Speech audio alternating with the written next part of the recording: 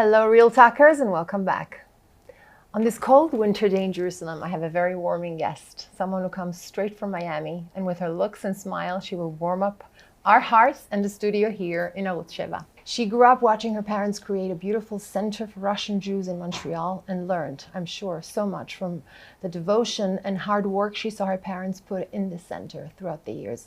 And later, when she married Eda Schottenstein, they bought a new building for them, which was named David and Eda Schottenstein Center. Beautiful. Is that giving back to your parents after all they did for you? This, though, was not enough for Eda, who needed to find her own space in this big picture. And so she started the multi-role woman on the social network channels, attracting the attention of many women out there who need advice on how to deal and juggle with career, family, and children, and life. She recently started a podcast with another Chabad woman, Rivka Krinsky, called From the Inside Out, which is going very well. I listened to some episodes with incredible guests, and she just became a certified psychologist. Eda and David have 4 children and live in Miami Beach. No time for Gucci. Hello, Eda, and welcome. Thank you so much. No time for Gucci, or time for Gucci? That's definitely not my area of focus, but I do love Gucci, though. Good. Yeah. Tell us where you come from. Who are your parents? My parents are both immigrants from Russia. They immigrated to Canada in the early 1970s. They got married once they got here. Well, not here, but once they got to North America, to Canada. And they devoted their lives to helping other people who have less than they do, building a community center for Russian immigrants, new immigrants who needed help transitioning into life. And they've been very successful in their work. They both work full-time jobs to be able to support their community activities. And they just, I remember growing up having food banks in my basement, clothing distributions. It was all under our roof because they didn't have a center to, run their programs out of. And everything happened in our house. So I got to see, and that's the gift that I had. Many kids whose parents are doing this kind of work, often it's out of the house. They might not get to see it so much. Right. I saw it. I saw it and I experienced it, and I saw people who were truly content with their lives and what they did because they knew that they were doing great work and the work Hashem put them here to do. I think that's what you see, that's when you give to others, that's what really makes you happy, no matter how much you have. Yeah. And this is what stayed with you, I guess, because you grew up only with sisters, right? Yes, I'm the youngest of 4 girls. Yeah. Lots of hair pulling and pinching. Not anymore. Yeah. And then you marry David Schottenstein and you're into a completely different world. How was that transition? So it's interesting. It's kind of different but the same. I married David Schottenstein, who's from a hugely philanthropic family. I went from giving energy, time, physically giving, which is what my parents did, to having the means to help others do work that my parents do. Right. So it was a different form of giving, but there was always this underlying theme of, how can I be of service to you? How can I help you with what you're doing? How can I help you continue in your good work?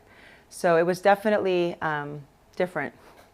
I've been around the world a bit, and I've seen a lot of places that were named David and Eda Schottenstein. My question is, you're still young, your husband is young.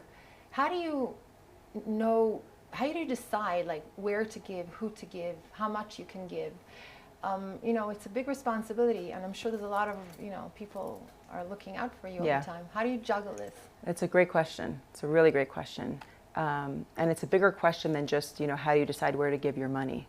I think for anyone who wants to, manage their time, right? Or their schedule, figure out, where do I put my energies? Exactly. They kind of have the same question, right? What do I need to do to figure out what my priorities are? There's so many institutions and incredible people who are doing such great work, and God willing, business will grow and we will have enough for the entire world, right, to help everybody. But right now, obviously, we're limited. So I'll answer the question with kind of a, more of a wider scope. Yeah. And that is through a story that I heard, a great story about a college professor. I've shared this before. I love it. Whose students were all so obsessed with getting an A. And their concerns were just with that and almost nothing else. They didn't even care about the learning and the content of the class, of the classroom. So the professor came in with a big glass jar, and he put the jar on his desk, and he took out a bunch of rocks, big rocks, and he put them in the jar. And he filled the jar up with the rocks, and he told the students, "Is this jar full?" And the students said, "Yeah, it's full." And then he took pebbles, and he put them in the jar, and the pebbles slowly trickled their way down until they reached the top. And he told his students, "Is this now full?" And the students said, "Yeah, it's full." And then he took marbles, small marbles, and did the same thing, and they trickled down. There was space for them. And then finally he took a big bucket of sand, and he put the sand in the jar. And he showed this to the students, and the students kind of looked at him quizzically, and then they realized what he was saying, what he was doing. He was trying to explain to them that there's always room for more, but only if you have your fundamentals in first. Meaning if you put your sand in the jar first, there's no room for the rocks or the pebbles or anything else. So the reason this story, I connected to it, and I feel like it resonates with anyone trying to figure out, you know, where do I give more to? Yeah. How do I contribute my energy? Where do I contribute my energies to more? Right? You have parents who are trying to juggle life and kids and husband and work and the grocery. I mean, the list goes on. Yeah. And so really, we had to figure out what our main priorities are. What do we feel most strongly about, and work from there. So it's, you know, for me, first and foremost, it's people who need to put food on the table but can't afford to do that. So Kollel Chabad is a great example of an organization that feeds, you know, poor families. They do incredible work. So there's that. There's education. You know, and then we work from there. So we have our fundamentals, and once we do that, if there's enough to do more, we do it. We generally don't say no to anybody. This is what I heard. Yeah, that becomes right, problematic. Right. It's like if doing people favors, like you're going to probably do a favor first for your family member rather than someone you don't know. Right. So that's kind of how it works. You know, we were in Italy together now, and some shliach there heard that Eda Schottenstein is in the city, and he told me, "He's in the city? Oh my gosh, I have to see him." I thought to myself, okay, this guy's a star between. Yes, which is great. It's great. It's really great. He gets, you know, he's very proud of what he does, and he works hard, and he's very, he's a good giver. Like, he's organized about it, because I feel like I just want to give everywhere, and he kind of keeps me focused and says, "Okay, well, let's figure out our priorities and work from there." How difficult it is for a Chabad woman who comes from a solid family, you know, from religious, with solid, you know, priorities, and you get into this world of celebrities and fun and glamour, but you still keep focused. Is it hard? No, it's not hard, because I know what happiness and contentment looks like. And I know that it can't be bought with money or Gucci or designer goods. Love it. Those things are great. I'm not going to say I don't enjoy beautiful things. I absolutely do. But without the foundation, you know, don't build a castle on quicksand. Right. You need a strong foundation. With a strong foundation, you can enjoy anything. But that's not the be all and end all. So I know this. I was lucky to be raised in a home where I didn't know what Gucci was. I really didn't. I didn't know any of that. And I was very happy. So I think to make it a priority, again, with priorities, it's like if you have the fundamentals, you could enjoy all the luxuries in life, but not if that's the priority. Right. So, yeah. And that's exactly why I said no time for Gucci, because for you, exactly, there was more than that. Right. And that's when you realized that you needed to find your own space. Yes, yes. I have time for Gucci now, but only because all the other stuff is falling in place. Right, because we went to Italy, and you can't go to Italy and not go to Gucci. No. So, yeah. So you started this multi-role woman, which is, I saw it on social media, which is helping, you know. How badly you needed to find yourself in this crazy world you were in? Right. So, you know, I think when people say, I need to find myself, and the whole notion of finding oneself, I think it has a negative connotation, which means like, you know, he's saying, oh, she's lost, she needs to find herself. But in reality, we're all evolving. Everybody's evolving, right, as we grow. Right. If you think of a house, it could be the most immaculate and beautiful, clean house. It's going to accumulate dust if you're not proactive, right? So we accumulate dust if we're not moving, forward. So yes, people do feel, points where they feel stagnant or stuck, or there's a void and they just don't know what it is that they want.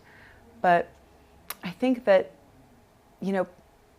what I try to help people do is to move from this space of I am broken, something's wrong with me, and I need to be fixed, to the space of I'm just an untapped energy source.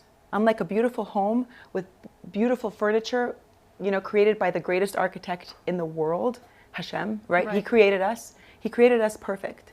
Our job is not to fix a broken person. Our job is to just find the plug, to find the energy source. And I think that I didn't know I was doing this back then. But that's really what I was doing. I was looking for my plug. What's my plug? And I didn't have a passion that I was born with, right? I didn't have this we have... You play piano amazingly. I do. Well, amazingly, I don't know. But you have basketball players and they're born with this, deep desire to play ball. When they're 2 years old, they're already bouncing a ball. Yeah. I'm not going to put a number on it, but most people don't have that. Most people we're looking, we're searching. Yeah. And I didn't know what I was meant to be here for. I didn't know what my purpose in this world was. Right. But I knew that there was more. I just wanted something more. I also lived with, obviously my husband, David, is extremely competent, and I spent more time with him than anyone else. So it's hard work. It's hard. David's wife. Yeah, it's like when you're surrounded by rock stars. Yeah. You kind of feel like, wait, maybe I need to do something differently. I was kind of comparing at the time. I've come a long way since. Yeah. But the bottom line is, to find yourself, and this is sort of, I guess, a long answer to your question, but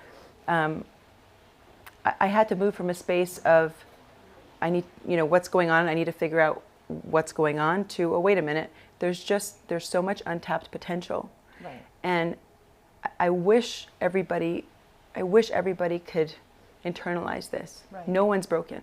Nobody's broken. Nice. We just need to turn the light switch on. And if we can't find it, do something, even if you're not connected to it, at the core, like a basketball player would be connected to the ball. Like a natural talent. Yeah, do something, go out of your comfort zone, not too much. I get it, it's hard, a little bit, just enough where you feel, uncomfortable, like jumping into cold water. Right. And take it from there. But, this is real talk. Yes. And I try to get to the center of the person. Let's get to the center. When people see a person like you, and I'm saying the truth, they see, a beautiful woman, successful, married to a, great man, and you have this beautiful, glamorous life, they'll think to themselves, oh, she's probably just, a dumb blonde, or she just shops. And did that wanting come from, breaking this myth that no, I'm not that, there is more to it, or it was something that really came from within you, that it's your, it was a call for you to do this? That's such a great question. So I think it was both, and I say that because when you're being real. I'm being real, and I'll explain why this is so important, and I'm not afraid to say what I think is important for people to heal if they feel broken. Generally, it starts from that place. And I have had the opportunity to interview some of the world's greatest leaders, one being Rabbi Lord Jonathan Sachs, who was larger than life. Him and many others. All of whom have said, this is like a pattern that I've found, and I'm all about finding patterns. As a therapist, it's like, that's what we're looking for. The pattern is, it starts from a place of what he refers to as existential angst. That's how Rabbi Sachs calls it. It's this feeling of scarcity, lack, and void. That's where it starts. But that's not what it is. It's what we think it is when we start. So when I started, I, like what you said about, I did feel like I don't want to be a trophy wife. Right. I did feel like I don't want to just be the person who's standing in the background with the flowers while my husband's giving the acceptance speech at a gala that we go to. So, but at the same time, I didn't want that, but I didn't feel smart or competent enough to be in the front seat. Got it. I don't like the word worthy. I don't even know what worthy means, but I didn't feel prepared or ready or capable of that role. But I did want it.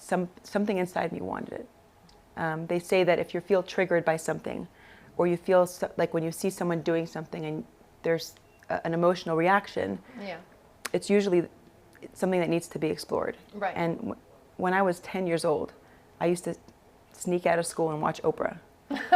And most other kids were watching they were watching it, right? Their kids were watching, cartoons and different shows, but I was just obsessed with Oprah. And at the time, I didn't know why. I mean, she was very popular, mostly amongst women. But my whole life I watched Oprah. I actually got to go to her show once, which was amazing, with my sister. And so that's when the seeds were planted, I think. But I didn't know it. Right. We don't know when the seeds are planted. So my job was to just continue to find what my purpose was. And once I found the path, right, we're never getting to the finish line, right? We're always working toward it. Once I found the path and I started going on it, things started to fall into place. And that's when I realized, okay, now I get the whole jar scenario, right? Nice. Now I know what my rocks are. Now I know what my pebbles are. And then once you have that, it brings you such clarity of focus, because there's no guilt. There's no guilt when I'm doing a podcast and I can't be with my kids that day, because they're part of it. They're part of the process. And you're happy. You're happier. Well, yeah. You feel more. I think I'll always have this underlying feeling of I want more. I want to, there's something more. Which is great. And I think that's a way of being. And I think when I spoke to Rabbi Lord Jonathan Sachs, and I highly encourage anyone listening to listen to the interview. It's really life-changing. It was life-changing for me. But when he said existential angst, another Rabbi Y.Y. Jacobson, said the same thing. That word, it just stuck. It's existential angst. This existence is it's so big. Like, who am I? Who am I? So true. So, in fact, you got to have your own podcast after with this Rivka Krinsky, and it's called From the Inside Out. You've had incredible guests. Yes. You are not a speaker. You said you were shy. How did you break this boundary for you? It's not easy. Hey, you're full of great questions. Okay, so. For anyone who says this is not me, you can't say it until you tried it. That's just a rule, a general rule, right? I'm not a speaker. Have you ever spoken? No. So then how do you know? It all actually started at a Shabbos table in Miami. It's funny, my sister has the same custom in her house now, but they have this tradition of going around the table. Everyone has to either introduce themselves or share words of Torah or something, or just maybe something new that they're going to take upon themselves to do. So and we were friends with this family. We ate there quite a bit. So every time they would start that process of going around the table, I would very strategically get up. And sometimes I put my kids to bed on Friday night, but I never did when I went there, because I thought, okay, in case I need to run after them, I'll have an excuse. So I did that. I got up and I walked away, but I felt like I didn't feel good after. It didn't feel good after. Easy way Everybody, I wasn't the only one, but a lot of people got up and they were terrified. And it makes sense, because public speaking is the second most common fear in the world. So people have it. But if you think about it, people who have a fear of public speaking, most of them don't have fear of having a conversation one-on-one. Right. So there's something about this larger influence that makes people scared. They're afraid. And so I got up and I left the table a few times. Then I was having my son's bar mitzvah. And I felt like that was a really good opportunity for me to share something, to speak. It was family, close friends. We did it here in Israel. It was a very small event, not very small, but it was small enough where I felt safe. And so I reached out to someone in our shul who is a speaking coach, Rosh Lowe, who I'm sure people are familiar with. Yes. And I worked with him, and he trained me. He's an excellent public speaking coach. I mean, anyone who wants to speak publicly or even wants to learn how to share a message, I highly recommend it. I think he's actually still doing it, along with he's like the multi-role man. But that's one thing that he did, and he really he changed my life. And I wasn't going to go to him. My husband, David, he knows me very well. So he saw this feeling that I had. He noticed it. Fire burning. Yeah. So he went to Rosh first, and he said, I really want you to work with my wife and help her. with with public speaking, because we also had other, events where we would have to speak. So I was hesitant. So what I did was I actually went with my son Ari, who was having his bar mitzvah. So I had Rosh train him, and I watched. That's how it started. I just watched. And then I kind of afterwards said, okay, I'm doing this. And then at the bar mitzvah, I did speak. And you didn't faint. I didn't faint. And I think the feedback is what got me to realize that you got potential. There's something there. And I don't see myself as a speaker. I still don't. I think I have, I think I see the world in high definition, and I notice the littlest things, the littlest nuances in somebody's behavior and the way that they look at me and the way that they act. I'm so attuned to that, and it could be like my greatest gift and the worst thing also, because then you're noticing the good and the bad. So I think that's really at the core why I do what I do, because I feel like I know people, I understand people, and I understand struggle. Who doesn't? I feel like maybe I'm willing to confront struggle in a way that many people are not. Right. I know that there's so much beauty on the other side of the pain, and if you can just work through it, everyone has pain, whether it's from them. People carry pain from previous generations. Right. So especially Jewish people today who are descendants of people from the Holocaust, who survived the Holocaust. Right. There's pain there. Right. There's been many studies that that show this. So I guess podcast for you was the best thing, because you're not exactly talking in front of a live crowd, but people hear you. Yeah. So that was me stepping out of my comfort zone. Exactly. But not like all the way into the limelight where I'm just a deer in the headlights. Right. So the podcast, I can edit.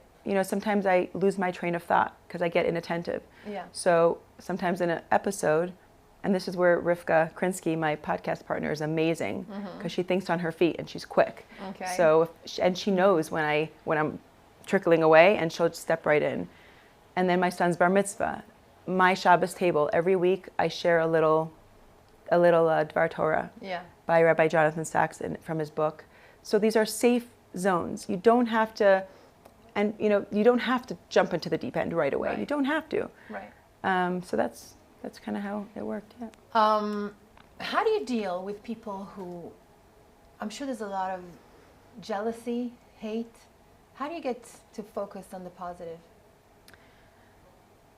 It's a good question, especially because we're now public figures, and even though I have a podcast and I am, in my own right, a public figure in a way, it doesn't come naturally to me. Right. I'm an introvert. I see. I prefer to not be in the spotlight, and I also don't like to give people a reason To talk. to be triggered or jealous. And it's not easy when I know I live a lavish lifestyle, and it could be hard when people see that. Dealing with jealousy is really difficult, and there's no one answer to. You tend to protect your family, your children. Yeah. And I feel like this is part of why I do what I do, because... That's exactly where I was getting to. Yeah, because I think if people can see that in every life there's the surface, right? There's the persona, right, and then there's the behind the That's scenes. so important. And behind the scenes, and we just did an episode called Behind the Scenes with Rabbi Krinsky, who was the Rebbe's right-hand man. Amazing. Even the Lubavitcher Rebbe had even though I will say, full disclosure, that the Rebbe was behind the scenes and, on the surface the same. But most of us are not tzaddikim on that level. We're not on that level. And there's so much beneath the surface. Right. And we don't see that. Right. So we're comparing somebody else's outside to our inside and outside. So there's and it's interesting, like our schools are teaching math, science, history, and many schools are now kind of tapping into the mental health awareness, Which is so important. Yeah, world, and that's more than anything. Right. Kids have to realize if someone, and with bullying, right, bullying is a massive issue. Right. So if somebody's being mean to someone else, this person has to realize that it's hurtful and it has to be dealt with for sure. It's not about you. If someone's jealous, not about me, right? So I try to kind of balance that tightrope, you know, Right. trying to balance between living my life the way I feel I should, Yeah.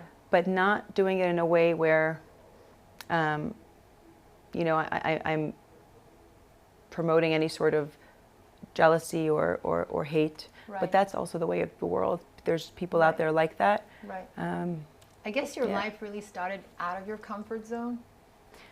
Like you're finding yourself. I believe it's so important, you know, to just go out of your comfort zone, and that's where you really can start finding yourself.